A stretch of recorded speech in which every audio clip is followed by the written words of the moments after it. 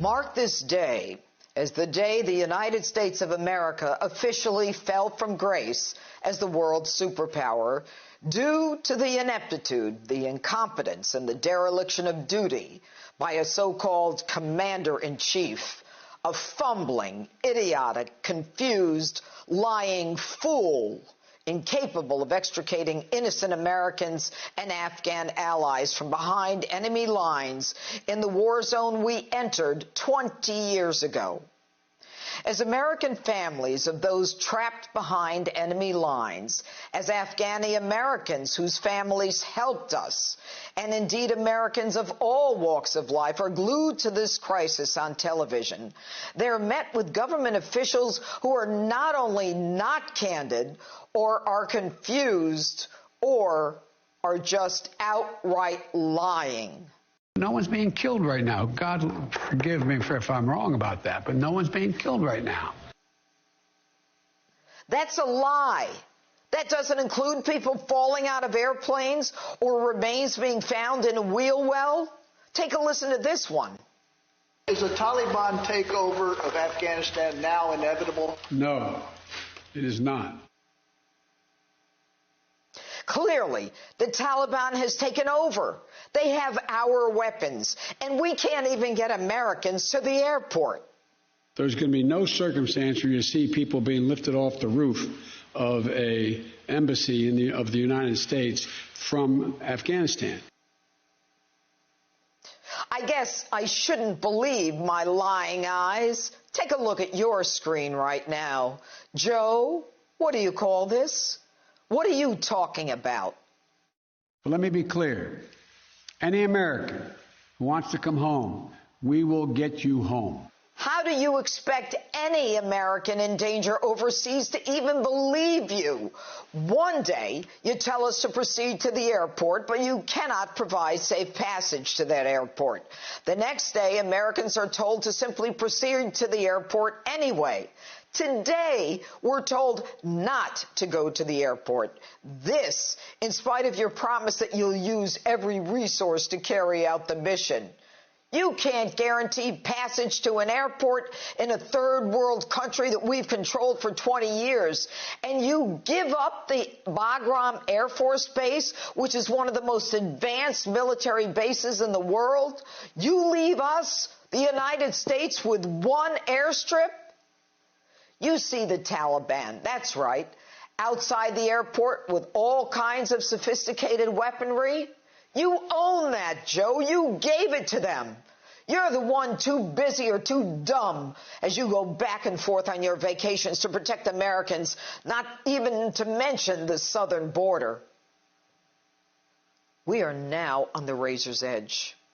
You leave Americans, American citizens, who put their lives on the line for American.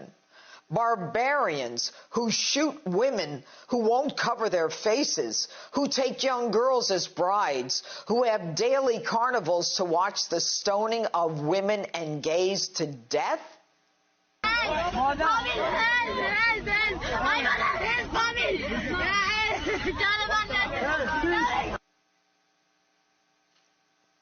You leave American citizens and Afghan allies who put their lives on the line for America when there was no reason? You don't have the slightest idea what you're doing. You are clueless.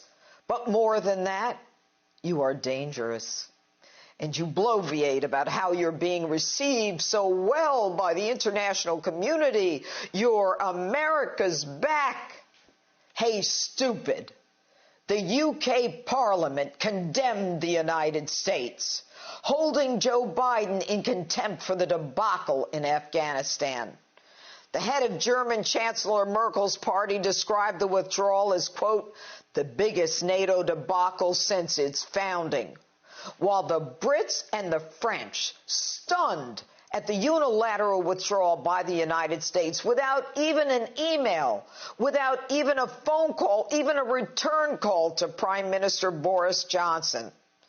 The Brits and the French damned the torpedoes and did what everyone in this country would expect America to do, and that is get out from behind this make-believe barrier and go out and rescue their citizens. And you do nothing of the kind. And remember, Joe, the Brits, the French, the Germans, the Dutch, the Aussies, they're not there because they were attacked. They're there because we were attacked on 9/11. They did this for us, you ungrateful, tone-deaf, taxpayer-funded career politician. And Mr. Cool, do you even give a damn? Or is this all about scooping up millions like your drugged-up son from Russia, the Ukraine, and China? You are so dumb you don't even admit the fear, the chaos, the hysteria, the children shot and beaten, whipped and brutalized, people running from Taliban gunfire. You're too cool to admit that. No, nobody's died. No one's died. Are you watching cartoons all day? You have single-handedly put Americans in danger. You have single-handedly outsourced the protection of Americans to the Taliban. And don't act so stunned. Everyone knew what you and Barack were doing by emptying out Gitmo, even civilians like me 7 years ago. Could it be, Mr. President, he was your excuse to release 5 Taliban terrorists from Gitmo? Those 5 men, the worst of the worst. Some wanted by the UN for mass murders, killing thousands, Al-Qaeda connected. They hate America and everything we stand for. And you released them, knowing many returned to the battlefield. The truth? This dirtbag on your screen now, who your friend Obama released for another dirtbag, a deserter by the name of Bo Bergdahl, is now back on the battlefield. But not only back on the battlefield, he's in fact in charge of the Taliban, you fools. We were warned you were inept. We knew in our hearts that you were. You have consistently had the worst foreign policy strategy and diplomatic responses in recent history. The truth is, Mr. President, you should not only be impeached, as Commander-in-Chief, you should be court-martialed. And that's my open. Let me know what you think on my Facebook and Twitter. # Judge Jeanine. Hey, Sean Hannity here. Hey, click here to subscribe to Fox News YouTube page and catch our hottest interviews and most compelling analysis. You will not get it anywhere else.